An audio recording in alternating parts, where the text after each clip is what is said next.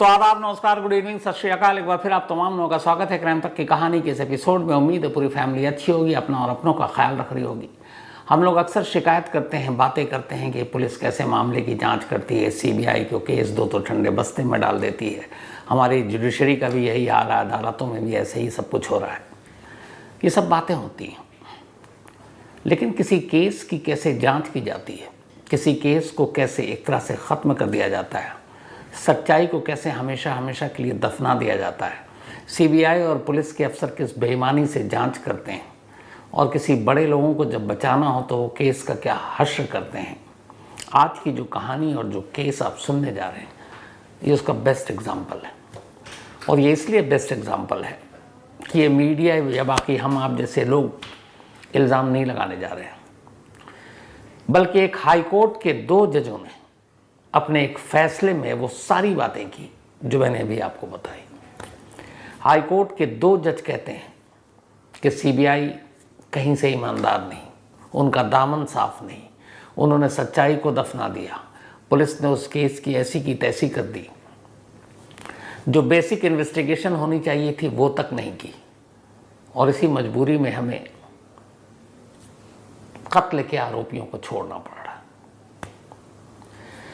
पूरे अगर आप कोर्ट के कमेंट्स को जब मैं आगे बताऊंगा तो आप खुद सुनिएगा, लेकिन मेरा मकसद ये नहीं है कि कमेंट्स आपको बताऊं। मकसद ये है कि इस एक केस के ज़रिए आप सच्चाई समझ लीजिए कि हमारे देश में जब किसी केस की जांच होती है, चाहे वो पुलिस करे या सीबीआई करे, तो जांच कैसी होती होगी और उसका हश्र ऐसा क्यों होता है, क्यों कन्विक्शन रेट कम होता है, क्यों पुलिस और सीबीआई पर उंगलियाँ उठती हैं। ये बेस्ट एग्जाम्पल है। कहानी है अमित जेठवा की। अमित गुजरात का रहने वाला। गुजरात के पास एक अमरेली ज़िला है, वहीं पे एक छोटे से गांव में 3 भाई बहन, पिता और माँ। बचपन से ही पढ़ने लिखने में तेज, समाज में कुछ अच्छे काम करने का जज्बा, जुनून। उसने एलएलबी की पढ़ाई की, फार्मा की पढ़ाई की, फिर एक फार्मास्यूटिकल कंपनी में उसको जॉब मिल गई। लेकिन वहाँ उसने देखा कि ये जो दवाएँ हैं ये प्राइवेट कंपनियों को सरकारी नौकरी थी, वो बेच रहे हैं। उसने आवाज़ उठाई, उसका ट्रांसफ़र उठाकर एकदम सुनसान इलाके में कर दिया गया। अंदर क्रांतिकारी भावनाएं थी, उसने फिर नौकरी छोड़ दी। इसके बाद अब वो सोशल वर्क में लग गया। जो गिर के जंगल हैं गुजरात में, बहुत ही मशहूर शेरों के लिए, वहाँ पे फिर उसने काम करना शुरू किया। बहुत सारे शेरों की रहस्यमय मौत हुई, उसने उनकी आवाज़ उठानी शुरू की, उसके लिए जांच हुई। सलमान खान के चिंकारा जो हिरन केस का मामला था, उसमें भी उसने आवाज़ उठाई, और कहते हैं जो पहले मामले में 5 साल की सज़ा हुई थी जोधपुर में, उसमें बहुत बड़ा रोल अमित जेठवा का था। एक लगान फिल्म बनी थी, उसमें भुज में शूट था और उसमें भी हिरन और चिंकारा का कुछ इस्तेमाल किया गया था जो कि वाइल्ड लाइफ एक्ट के ख़िलाफ़ था। उसको लेकर भी वो कोर्ट पहुँचे और उसके बाद ये मामला गया कोर्ट में। तो ऐसी बहुत सारी चीज़ें वो करते रहे। फिर धीरे धीरे बाद में उन्हें पता चला कि अब आरटीआई आ चुकी है, राइट टू इन्फॉर्मेशन, सूचना का अधिकार। तो उन्होंने राइट टू इन्फॉर्मेशन के ज़रिए ऐसे करप्ट भ्रष्ट और जितने भी ख़ासतौर पर फॉरेस्ट अफसर थे उनके बारे में जानकारियाँ, शेरों के बारे में जानकारियाँ, उस जंगल के आसपास गिर के जो इलीगल माइनिंग हो रही थी, अवैध खनन, उसके बारे में उन्होंने काम करना शुरू किया। अब जब ये काम करना शुरू किया तो बड़े लोग शामिल, दुश्मन भी बनते गए। एक बार उनके ऊपर जानलेवा हमला हुआ, 3 महीने तक अस्पताल में रहे। फिर धीरे धीरे, लेकिन वो अपने काम से पीछे हटे नहीं। तभी अमित जेठवा को ये रिपोर्ट मिली कि इतने मशहूर गिर, जिसके लिए प्रधानमंत्री नरेंद्र मोदी तक ने वहाँ की यात्रा की और उसको एक तरह से प्रमोट किया था, शेरों के लिए माना जाता है, कि उसके आसपास, जंगलों के आसपास जंगलों की कटाई हो रही है और वहाँ अवैध खनन हो रहा है, लीगल माइनिंग हो रही है। और इसके ऊपर उन्होंने रिपोर्ट और कंप्लेंट देना शुरू कर दिया अमित जेठवा ने, और इस पर एक आरटीआई दाखिल कर दी। जब आरटीआई दाखिल की तो आरटीआई के ज़रिए फिर वो कोर्ट पहुँचे, कोर्ट ने ऑर्डर दे दिया। अब यहाँ तक तो सब ठीक था, धमकियाँ मिल रही थी फैमिली को, लेकिन वो अपने काम में लगा रहा, और एक आरटीआई के तौर पर उसकी एक पहचान बनी। उम्र सिर्फ 32-33 साल थी तब। लेकिन फिर एक गलती हो गई अमित जेठवा से। जिस आरटीआई को उसने फाइल किया था कि गिर के आसपास इलीगल माइनिंग हो रही है, वो माइनिंग जो करवा रहे थे वो कोई मामूली हस्ती या शख्स नहीं थे, बल्कि उस इलाके के सबसे ताकतवर शख्स थे। नाम था दीनू सोलंकी। दीनू सोलंकी एक ताकतवर नेता, माइनिंग वाइनिंग के कारोबार से बड़े हुए, फिर विधायक बने, फिर एमपी बने। 2009 से 2014 तक ये बीजेपी के टिकट पर वहाँ से चुने गए और सांसद बने थे। तो वो सारी जो आरटीआई के थ्रू जानकारी मिली, वो सारी माइनिंग दीनू सोलंकी की तरफ से हो रही थी। अब जब आरटीआई से रिपोर्ट आई तो मजबूरन पुलिस को छापा मारना पड़ा। पुलिस ने माइनिंग की सारी जो इक्विपमेंट्स हैं वो जब्त कर लिया, लेकिन कमाल देखिए कि जब्त करके रखा और पुलिस की कस्टडी से वो सारे इक्विपमेंट्स चोरी भी हो गए, वापस पहुंच गए उन्हीं के जिनके पास थे। जब ये खबर मिली फिर से अमित जेठवा पहुंच गए कोर्ट और उन्होंने कहा, अब उन्हें धमकी मिलनी शुरू हुई, परिवार को धमकी मिलनी शुरू हुई।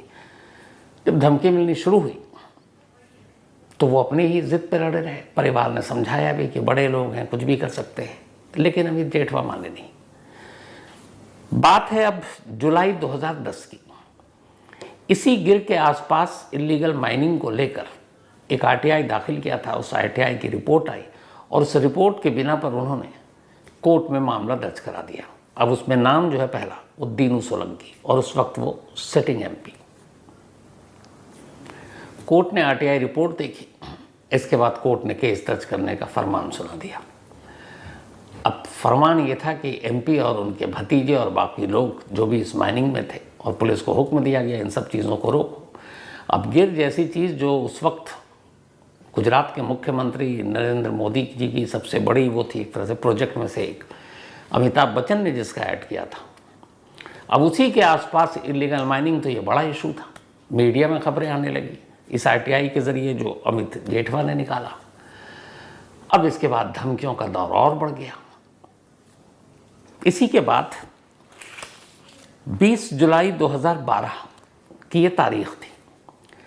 इस आरटीआई के बाद जब दीनू सोलंकी के खिलाफ केस दर्ज किया गया तो इस मामले की सुनवाई और इसको आगे कोर्ट में उसकी पैरवी के लिए अमित जेठवा जो अहमदाबाद है, वहाँ वो अहमदाबाद के हाई कोर्ट में पहुँचते हैं। सत्यमेव जयते उस बिल्डिंग का नाम है, सत्य की ही जीत होगी। तो वो पहुँचते हैं अहमदाबाद, वहाँ high court, Gujarat high court में। सुबह का वक्त था, इस केस के पैरवी के लिए अपने वकील से बात करनी थी। इधर उनको धमकी इतनी मिल चुकी थी कि वो अपने परिवार के साथ वो पूरा जूनागढ़ का जो उनका इलाका था वो छोड़कर अब अहमदाबाद आ गए थे कि कम से कम बड़ा शहर है, यहाँ प्रोटेक्शन मिलेगा तो जान बची रहेगी, वरना बहुत धमकियाँ मिल रही थी। तो उस रोज़ वो पहुँचते हैं हाई कोर्ट। हाई कोर्ट के अंदर से जैसे ही वो बाहर निकल रहे, उसी हाई कोर्ट के कैंपस के ठीक गेट के पास अचानक मोटरसाइकिल पर दो लोग आते हैं और गोलियां चलाना शुरू कर देते हैं। अमित जेठवा को गोली लगी थी, लेकिन हिम्मत देखिए, गोली लगने के बावजूद वो शख्स उन दोनों का पीछा करता है। जब पीछा करता है तो उनमें से एक का कुर्ता पकड़ लेता है, बाइक गिरती है, कुर्ते का कुछ हिस्सा उसके हाथ में आ जाता है। गोलीबारी की आवाज़ सुनकर वहाँ पुलिस की एक गाड़ी थी, पुलिस वाले मौजूद थे, पर सब तमाशबीन, कोई नहीं दौड़ा, जबकि देख रहे हैं कि गोली चली है। अकेला जिसे गोली लगी है वो उन हमलावरों के पीछे दौड़ रहा है। अमित जेठवा किसी तरीके से उसने उनका कुर्ता पकड़ा, कुर्ता उसके हाथ आया। हाथ आने के बाद मोटरसाइकिल गिर गई, दोनों हमलावर आराम से पैदल भाग गए। पुलिस ने पकड़ने की जहमत नहीं उठाई। इसके बाद फिर भीड़ हुई, पुलिस ने देखा भाई घायल है, खाना पूर्ति पूरी की गई, अमित जेठवा को उठाकर अस्पताल ले जाया गया, लेकिन तब तक मौत हो चुकी थी। अब मौत हो गई, गोली मारी गई थी, तो पुलिस का काम यह है कि पहले तो ये देखे वहाँ क्या हुआ, उसके बाद फैमिली के आने का इंतज़ार करे और फिर पूछे, एफआईआर दर्ज करे। यही कानून होता है कि भाई आपका कोई दुश्मन कौन था, क्या था। ये देखिए कि इधर कत्ल हुआ और यहीं से पुलिस का खेल शुरू। पुलिस ने अमित जेठवा की फैमिली, जबकि उनके अहमदाबाद में उनका परिवार रह रहा था, किसी का इंतज़ार नहीं किया, सीधे एक एफआईआर दर्ज की कि ऐसे ऐसे हमलावरों ने और ये कत्ल कर दिया और ख़त्म, मतलब सारा लपेट दिया। अब ये बात उनके फादर तक पहुंची, भीखा भाई जेठवा। उन्हें मालूम था, लगातार परिवार को धमकियां मिली थी। एक बार MP साहब के लोगों ने इतनी बुरी तरह से हमला किया था, पिटाई की थी। 3 महीने तक हम जेठवा अस्पताल में रहे थे। कई बार पुलिस में रिपोर्ट दी थी, प्रोडक्शन तक मांगी थी। ये सारे डॉक्यूमेंट्स थे पहले के कि इस आदमी से ख़तरा, इसने मुझ पर हमला किया, ये मुझे जान से मारने की धमकी दे रहा। एक तो पब्लिक रैली में ही ओपनिंग, मतलब वो खुलेआम डीनू सोलंकी ने धमकी दे दी थी, खुलेआम पब्लिक रैली में। इसके भी रिकॉर्ड पे सबूत थे। तो ये सारी चीज़ें थी। अब इधर ये कत्ल हो गया हाई कोर्ट के ठीक गेट के पर, लेकिन पुलिस ने कोई FIR में कोई कुछ नाम नहीं। अब भीखा भाई जेठवा पहुंचते हैं पुलिस के पास, कहते हैं मेरे बेटे को तो धमकी मिल रही थी, ये सांसद साहब भी दे रहे थे सब कुछ। अब इस परिवार को धमकियां मिलनी शुरू हो गई कि बेटे की जान गई है, तुम लोग खामोश रहो, कोई केस कोई नाम नहीं लगा, वरना सब एक एक करके मारे जाओगे। लेकिन बूढ़ा बाप था, बाकी परिवार के लोग बेशक डरे हों, वो नहीं डरा, क्योंकि उस शायद एक जवान बेटे का जनाजा अगर बूढ़े बाप के कंधे पे हो तो उससे बड़ा तो और कोई दुख होता नहीं है। तो उसकी नज़र में फिर बाकी सारे दुख और धमकी बहुत छोटे हो गए थे। उसने कहा नहीं, मैं डरूंगा नहीं, और वो लड़ा। लगातार इधर से उधर कोर्ट कचहरी चक्कर काटते रहे। मजबूरन अब मीडिया में खबरें आने लगी, सांसद साहब का नाम आने लगा। पुलिस वालों को अब FIR दर्ज करनी पड़ी। जब FIR दर्ज की गई तो पहले 2 नाम आए। इनमें से एक नाम एक उसी पुलिस वाले का आया जो उस गेट पर उस वक्त खड़ा हुआ था, और दूसरा नाम आया एक शूटर का, जिसको ये सुपारी दी गई थी। कांस्टेबल का नाम था बहादुर सिंह वाढेर, और इसको कहा गया कि ये बहादुर सिंह वाढेर वहाँ पे मौजूद था और शूटर का इंतज़ाम इसी ने किया था। अब आप ये देखिए, एक पुलिस वाला है, कोर्ट के बाहर ड्यूटी है, और जिस दूसरे शख्स को पकड़ा गया उसका नाम था पवन सिल्वा। ये शूटर था जिसको हायर किया गया था। अब इसके बाद चूंकि कुर्ता पकड़ लिया था, कुर्ते के ऊपर से लेबल मिला। लेबल जो था वो एक टेलर का था, दर्जी की दुकान की, और वो दर्जी की दुकान जूनागढ़ का, और जूनागढ़ में ही सांसद साहब का एरिया। तो बहुत सारी कड़ियाँ मिलने लगी। अब इधर प्रेशर इतना मीडिया का और बाकी कि भाई एक सांसद को बचाने की कोशिश हो रही है। तो गुजरात पुलिस ने, जो उनका डिपार्टमेंट क्राइम ब्रांच का था, उसको ये मामला सौंप दिया। अब पहले तो FIR बिना पूछे हुए दर्ज। अब इधर जब मामला सौंपा गया तो क्राइम ब्रांच आई, उसने कुर्ते उर्ते के बेस पर कहा ठीक है जी ये है। अब उन्होंने आनन फानन में 6 लोगों के नाम लिखे, और गुस्सा ठंडा करने और मीडिया को ये बताने के लिए कि देखो हमने जांच की है, उन्होंने इसमें मेन अक्यूज्ड, मुख्य साजिशकर्ता के तौर पर दीनू सोलंकी सांसद के भतीजे शिवा सोलंकी का नाम डाला और शिवा सोलंकी को गिरफ्तार कर लिया। शिवा सोलंकी के साथ कांस्टेबल बहादुर सिंह, इसके अलावा एक पचन सिल्वा जो शूटर था, और उसका एक और दूसरा साथी शूटर था जो उस दिन बाइक पर बैठा हुआ था, शैलेश पांडे। उन दोनों को गिरफ्तार किया गया। इसके अलावा इसके 4 और करीबियों को, तो 6 लोगों को गिरफ्तार करके अब गुजरात क्राइम ब्रांच अपनी रिपोर्ट देती है कि शिवा सोलंकी ने इस कत्ल के लिए 2 भाड़े के शूटर हायर किए। एक यही जो शैलेश पांडे और दूसरा पचन सिल्वा, और इन शूटर को किराए पर हायर करने के लिए कांस्टेबल बहादुर सिंह वाढेर को ये काम सौंपा था, और इस साजिश में ये लोग शामिल थे। ये हमने पकड़ लिया, केस सॉल्व। लेकिन अब बाप कहाँ मानने वाला, उसे मालूम है ये सब भी गड़बड़ हो रहा है। वो पहुंच गया फिर से कोर्ट में। उन्होंने कहा साहब जो असली कातिल है उसको पहले पुलिस फिर क्राइम ब्रांच दोनों ने किनारे कर दिया। अब ये बताइए कैसे हजम हो जाए कि एक शख्स का भतीजा इस पूरी साजिश को रच रहा है, लेकिन उस भतीजे का क्या रोल है डायरेक्ट, उस भतीजों को क्या मतलब है इसको मारने से। कोई और होगा ना जिसने इशारा दिया, कोई और होगा ना जिससे उसको खतरा है। तो वो शख्स तो सांसद है जो इलीगल माइनिंग का काम कर रहा है, जो वहाँ पर सब कुछ कर रहा है। तो भतीजा तो आरोपी है, लेकिन चाचा को अब क्लीन चिट। और गुजरात क्राइम ब्रांच ने माननीय सांसद साहब को क्लीन चिट दे दिया और कहा कि इस कत्ल से इनका कोई लेना देना नहीं, जेठवा के मर्डर में इनका कोई हाथ नहीं है। इनके भतीजे ने अपनी मर्जी से सब कुछ कर दिया। अब भतीजा इतना होनहार, इतना अच्छा कि चाचा के लिए चाचा को परेशान देखा और उसने कहा नहीं परेशान मैं दूर कर दूंगा। और खुद ही फैसला ले लिया, खुद ही सुपारी दे दी, खुद ही शूटर बुला लिया, खुद ही कत्ल करवा दिया।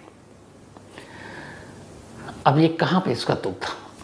खैर, जेठवा साहब के बुजुर्ग पिता पहुंच गए हाई कोर्ट, और हाई कोर्ट में उन्होंने कहा कि कम से कम इतना तो इंसाफ कर दीजिए कि जिस शख्स के नाम लिए जा रहे हैं वही, उसी को क्लीन चिट।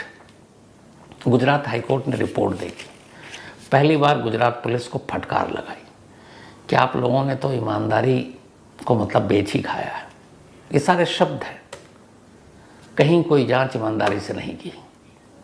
इसलिए अब मैं हुक्म देता हूँ इस मामले की जांच सीबीआई को दे दी जाए, और जो अब तक की आपकी जांच है वो इसमें इन्वॉल्व रहेगा, उसमें शामिल करेंगे, लेकिन अभी मामले की जांच सीबीआई को दी जाएगी। इसी सीबीआई को एक और केस दिया गया था, रिजवानुर रहमान मर्डर केस कोलकाता का। उस केस का क्या हश्र हुआ, बहुत ही इंटरेस्टिंग स्टोरी कुकू एफएम के ऑडियो लर्निंग प्लेटफॉर्म पर है। Rizwanur Rahman murder mystery, CBI ने कैसे जांच की, जानना है तो इस केस को भी ज़रूर सुनिएगा कुकू एफएम के ऑडियो लर्निंग प्लेटफॉर्म पर। कुकू एफएम एक बेहद तेज़ी से बढ़ता हुआ ऑडियो लर्निंग ऐप है, और लाखों लोग इसको सुन रहे हैं और इससे कुछ ना कुछ नया सीख रहे हैं, आगे बढ़ रहे हैं। अगर आपने अब तक कुकू एफएम की ऑडियो बुक नहीं सुनी है तो अब आपके लिए कुकू एफएम ने 7 दिन का फ्री ट्रायल शुरू किया है। इन 7 दिनों के दौरान आप पूरे प्लेटफॉर्म पर कोई भी शो सुन सकते हैं, जिसमें 5000 शो शामिल हैं, बल्कि 5000 से ज़्यादा हैं बिल्कुल मुफ्त। ऑफ़र बहुत तगड़ी है, तो अपने दोस्तों को और फैमिली मेम्बर्स को भी ये ज़रूर बताना। अब मामले की जांच दे दी गई सीबीआई को, वक्त बीत रहा था। नवंबर 2013 में सीबीआई ने शुरुआत अपनी जांच की। 2013 में आखिरकार दीनू सोलंकी को दिल्ली से गिरफ्तार कर लिया। सांसद साहब को, एमपी थे, दिल्ली से गिरफ्तार किया गया। इसके बाद सीबीआई ने नई चार्जशीट बनाई, दूसरी चार्जशीट, और उस दूसरी चार्जशीट में कहा कि इस पूरे केस में जो असली आरोपी नंबर 1 मास्टरमाइंड है वो यही एमपी दीनू सोलंकी, और इनके साथ बाकी के ये 6 हैं, उनके भतीजे समेत। और बाकी कहानी वही कि इन्होंने ही जेठवा को मारने के लिए 2 शूटर का इंतज़ाम किया, क्योंकि उसके आरटीआई से ये परेशान थे। इलीगल माइनिंग की रिपोर्ट लगातार जेठवा के ज़रिए मीडिया में आ रही थी, सरकार की तरफ से उनके ऊपर दबाव था, और वो उन्होंने दुश्मनी का अपना फ़ायदा उठाया और उसको रास्ते से हटा दिया। अब चार्जशीट दाखिल हो गई। 2019 में सीबीआई की कोर्ट ने अपना फ़ैसला सुनाया। फैसला ये कि इन सभी 7 के 7 आरोपियों को उम्र कैद की सज़ा सुना थी। लगा कानून की जीत हुई, इंसाफ जीत गया। लगा कि अब जेठवा के परिवार को सच में इंसाफ मिला, उनके बुजुर्ग बाप को इंसाफ मिला। भीखा भाई जेठवा, उनकी पत्नी, सब बहुत खुश। ऊपर वाले जज साहब को, सभी को धन्यवाद दिया। कहा कि चलो उनके बेटे के कातिल को सज़ा तो मिली। लेकिन अफसोस, ये पल भर की खुशी थी। इस सीबीआई की कोर्ट के फैसले को अब सांसद से पूर्व सांसद हो चुके तब तक सोलंकी साहब ने गुजरात हाई कोर्ट में चुनौती दे दी। अब ये मामला गुजरात हाई कोर्ट में पहुंचा। 2019 में लोअर कोर्ट ने फैसला सुनाया था, उसके बाद ये गुजरात हाई कोर्ट में पहुंचा। 19, 20, 21, 22, 23, 24 5 साल बीत गए। 5 साल के बाद अब 6 मई 2024 यानी कल, सिर्फ कल की बात है, गुजरात हाई कोर्ट ने अपना फैसला सुनाया। अब बारी है उसी फैसले को आपको बताने की जिसको मैंने आपको शुरू में कहा था, और ये फैसला बहुत सारी चीज़ें एक साथ आपको बताएगा। सबसे पहले तो गुजरात हाई कोर्ट का ये फैसला, लोअर कोर्ट ने 7 को उम्र कैद की सज़ा दी थी। गुजरात हाई कोर्ट ने कल 7 को बरी कर दिया, जिसमें ये पूर्व सांसद साहब भी हैं। कोर्ट ने इन सभी को बरी करते हुए ये कहा कि इस केस की सच्चाई हमेशा के लिए अब दफन कर दी गई है, इसलिए वो सच न बाहर आएगा, न इन सबको मैं सज़ा दे पाऊंगा।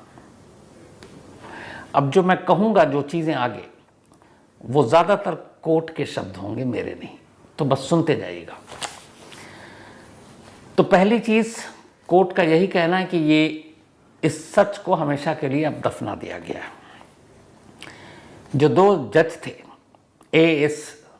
सुपेहिया एंड विमल के व्यास, ये दोनों हमारे जस्टिस, उनका ये फैसला आया उन्होंने आगे कहा अपने इस फैसले में कि जिस तरीके से पहले गुजरात पुलिस और फिर जिस तरीके से सीबीआई ने जांच की है, उससे साफ एहसास होता है कि इन सब के पाक साफ या ईमानदार होने की जो एक वो होती है ना कि ये इस तरीके से करेंगे, एक उम्मीद होती है, डाउट होता है कि इन सब ने ईमानदारी से अपना काम किया है, कोर्ट का कहना है।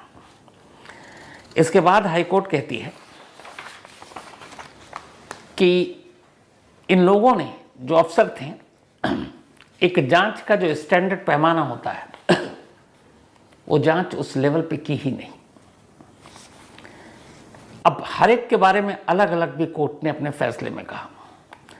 उन्होंने कहा हर एक ने अपनी तरफ से इसमें नाकाम काम किया है, हर एक ने, चाहे वो पुलिस हो, सीबीआई हो, अफसर हों अलग अलग जान करने वाले, पब्लिक प्रोसिक्यूटर हों जो सीबीआई की तरफ से कोर्ट में खड़े हुए, किसी ने भी, हर एक नाकाम रहा है इस केस को अदालत तक सच्चाई पहुंचाने में। उन्होंने कहा जितने भी इन्वेस्टिगेटिव अफसर थे वो सब फेल रहे इस अदालत को कन्विंस करने में कि सच्चाई क्या है। जो पब्लिक प्रोसिक्यूटर थे वो फेल रहे अपनी ड्यूटी को ईमानदारी से निभाने में, जो सरकारी वकील होते हैं। क्रॉस एग्जामिनेशन के दौरान जितने विटनेस आए थे वो सब हॉस्टाइल हो चुके थे, बिक चुके थे। और कमाल ये था कि जब उनका क्रॉस एग्जामिनेशन पब्लिक प्रोसिक्यूटर कर रहे थे तो ऐसे कर रहे थे जैसे वो कोई तैयारी ही करके नहीं आए, मतलब सिर्फ टाइम पास हो रहा था।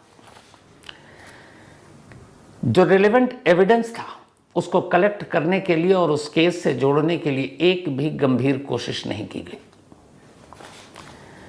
जो विटनेसेस थे इस केस में उन सबको पुलिस ने प्रोटेक्शन दिया और वो पुलिस प्रोटेक्शन के मजे ले रहे थे, लेकिन गवाही उन्होंने ऐसी नहीं दी कि कोर्ट उससे कन्विंस हो। मतलब वो पुलिस वाले हैं, उनको प्रोटेक्शन मिला हुआ, 2 पुलिस वाले मार्केट जा रहे हैं, साथ जा रहे हैं, चौड़े हो रहे हैं, लेकिन जब बात आई केस की तो वो सब उन्होंने कानून को ठेंगा दिखा दिया। उन्होंने कोई गवाही उस टाइप से नहीं दी जो उस केस को उसके अंजाम तक पहुंचा सके। 195 विटनेसेस थे, उसमें से 105 तो पहले ही हॉस्टाइल हो चुके थे, यानी बिक चुके थे, अपना बयान बदल चुके थे। 195 105 और जो बाकी थे उनसे पब्लिक प्रोसिक्यूटर और बाकी लोग वो क्रॉस एग्जामिन ही नहीं कर पाए और वहाँ आकर जो पहले उन्होंने बयान दिया वो कोर्ट में आकर सब बदल गए। पहले उन्होंने कहा हाँ धमकी दी थी, आकर कह रहे हैं हमें तो पता नहीं। उन्होंने कहा कोर्ट के बाहर गोली चली थी, उन्होंने कहा हमने तो सुना ही नहीं। ये सारी चीज़ें ऑर्डर में है। अभी आगे तो और देखिए, उन्होंने कहा एक विटनेस थे रमा भाई सोलंकी। रमा भाई सोलंकी को बहुत बड़ा इस केस में एक विटनेस माना जा रहा था जो आरोपियों को सज़ा दिला सकता था, लेकिन वो अपने आप को ही खुद शक के घेरे में ले आया अदालत में, क्योंकि वो 2 साल तक खामोश थे और 2 साल के बाद अचानक विटनेस बन गए। तो ये भी सवाल है कि क्या वो वाकई जेन्युइन विटनेस था या फिर ये जो पुलिस और सीबीआई की टीम है अपने केस को कमज़ोर और फ़ायदा करने के लिए, किसी को फ़ायदा पहुंचाने के लिए पैदा किया था। इतना ही नहीं, उन्होंने कहा कमाल की बात तो ये है कि जिस जगह पर इस पूरे कत्ल और सुपारी की साजिश रचने की बात हुई थी, एक जगह होता ना कि जहाँ साजिश रची गई तो ये प्लान वहाँ किया गया, सब कुछ, वो जगह थी जो चार्जशीट में और एफआईआर में आई थी, हरमादिया फार्म। ये फार्म इन्हीं एमपी साहब का है और यहीं पे ये कहा गया था, जो सीबीआई की चार्जशीट थी उसमें ये था कि इसी फार्म हाउस पर इस कत्ल को अंजाम देने की साजिश रची गई। यहीं से शूटर और बाकी चीज़ें सब प्लान हुआ, यहीं से पैसे गए, इसी फार्म हाउस पे ये पूरी प्लानिंग हुई कत्ल की। कोर्ट का कहना है कि सीबीआई अफसर नाम लेकर मुकेश शर्मा, ये सीबीआई के अफसर हैं, कि कमाल की बात है कि जिस जगह पर पूरे कत्ल की प्लानिंग साजिश रची गई, जिस फार्म हाउस पर, मुकेश शर्मा ने वहाँ जाकर छानबीन तफ्तीश करने की जहमत तक नहीं उठाई। वो कभी फार्म हाउस गए ही नहीं कि वाकई है कि नहीं है। दूसरा, वो गए ही नहीं तो ये भी पता नहीं, पर ये भी साबित नहीं हो पाया कि वाकई वो फार्म हाउस एमपी साहब के नाम पे था या ज़मीन किसी और के नाम पे थी। अब सोचिए, एक तरफ एक इल्ज़ाम लग रहा है कि इस जगह पर ये कत्ल की प्लानिंग हुई है और ये है एमपी साहब की जगह। अब कोई भी एजेंसी वो जांच तो करने जाएगी कि हाँ पता चला नहीं भाई ये तो एमपी साहब की नहीं, ये तो किसी और की है, खामोखा ये झूठ बोला गया। तो जब तक आप उस जगह जाएंगे नहीं, उस फार्म हाउस की, आप ज़मीन और बाकी डीड पेपर नहीं देखेंगे, आप कैसे पता करेंगे कि ये जगह वाकई किसकी है। कोर्ट कहता है कि जो सीबीआई के अफसर जिसको जांच करते थे मुकेश शर्मा, वो विजिट ही नहीं किया उन्होंने कभी इस फार्म हाउस पर जहाँ पे इस पूरे केस की सबसे अहम कड़ी, सबसे अहम सुराग मिल सकता था। और तो और, अब ये तो आप बहुत आसान चीज़ है, आप भी समझेंगे।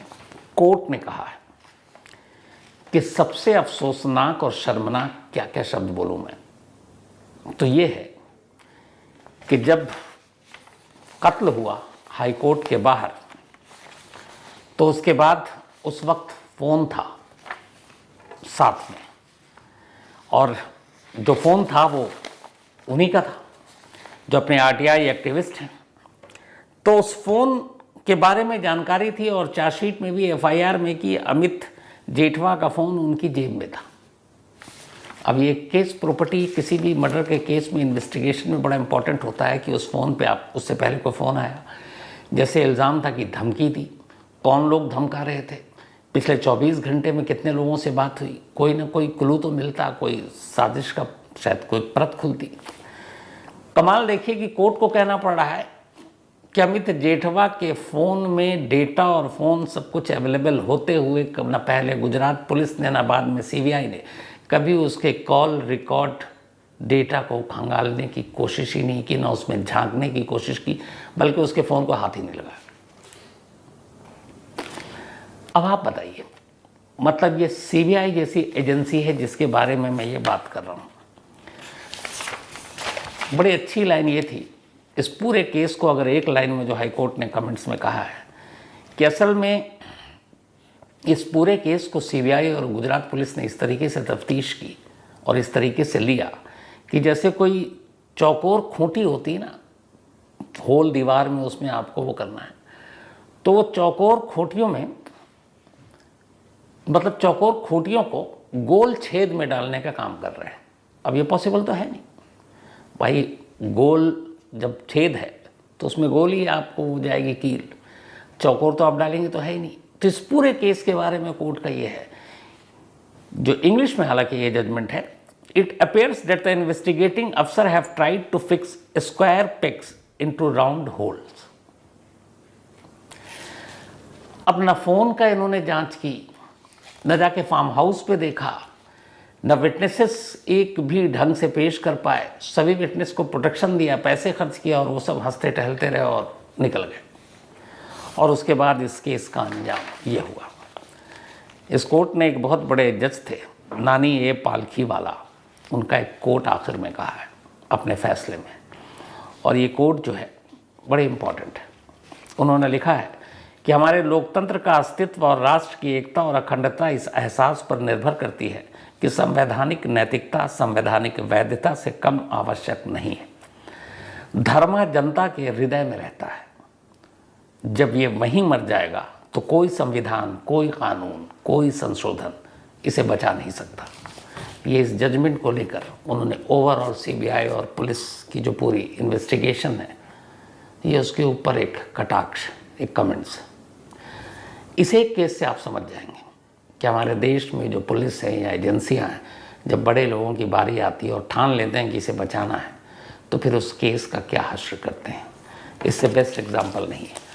और इस जजमेंट के साथ जो जज के कमेंट्स हैं दोनों, वो आंखें खोलने वाली है। मुझे लगता है कि तमाम एजेंसियों, पुलिस वालों को इस जजमेंट को सुनना भी चाहिए, ताकि हो सकता है उनमें कुछ शर्म हो और आगे अपने केस की जांच ईमानदारी से करें। लेकिन कुल मिलाकर फ़िलहाल की तस्वीर ये है कि आरटीआई एक्टिविस्ट सिर्फ 35 साल की उम्र में समाज को सुधारने निकला अमित जेठवा, उसके घर वालों को इंसाफ नहीं मिला। अब हो सकता है पिता ने हार नहीं मानी, सुप्रीम कोर्ट में जाएंगे, लेकिन सुप्रीम कोर्ट में क्या होता है, क्योंकि यहाँ हाई कोर्ट में कहा गया है कि पूरी सच्चाई को तो दफना दी गई है, तब वो दफन सच कैसे बाहर आएगा, ये आने वाले वक्त में देखेंगे। खैर, एक अफसोसनाक केस के अफसोसनाक अंत फिलहाल के लिए में इतना ही। तो कहानी ख़त्म करूँ, उसके बाद अपना वही सिलसिला। आज मोहब्बत अब्बास इंडाना, इनका बर्थडे है, तो हैप्पी बर्थडे अब्बास। साथ ही क्षितिजा, इनका भी आज जन्मदिन है, तो हैप्पी बर्थडे क्षितिजा। और ये भेजा है अमोल गायकवाड़ एंड फैमिली ने। साथ ही आज रिदांश, इनका भी जन्मदिन है, तो हैप्पी बर्थडे रिदांश। बल्कि 5th को था, तो बिलेटेड हैप्पी बर्थडे भेजा श्वेता ने, उनके बेटे हैं। और सागर पानिग्राही, इनका भी जन्मदिन है, तो हैप्पी बर्थडे सागर। बल्कि कल है, तो एडवांस में हैप्पी बर्थडे। और ये भेजा है संदीप ने, उनके बेटे हैं। इसके अलावा सुहासिनी नागौकर और सुभाष जी नागौकर, इन दोनों की 50वीं मैरिज एनिवर्सरी 5th को थी, तो बिलेटेड हैप्पी मैरिज एनिवर्सरी आप दोनों को। और भेजा है प्रीति, तानिश और महेश ने। तो लास्ट में आपको वापस एक बार फिर से याद दिला दूं कि डिस्क्रिप्शन में जो लिंक है, वहाँ कुकू FM डाउनलोड करके कुकू FM ने 7 दिन का फ्री ट्रायल शुरू किया है। इन 7 दिनों के दौरान आप पूरे प्लेटफॉर्म पर कोई भी शो सुन सकते हैं, जिनमें 5000 शो शामिल हैं, बल्कि 5000 से ज़्यादा हैं बिल्कुल मुफ्त। तो कहानी में आज इतना ही। अब आपसे मुलाकात होगी कल रात 9 बजे किसी नई कहानी के साथ। तब तक अपना और अपनों का ख्याल रखिएगा। Thank you very much.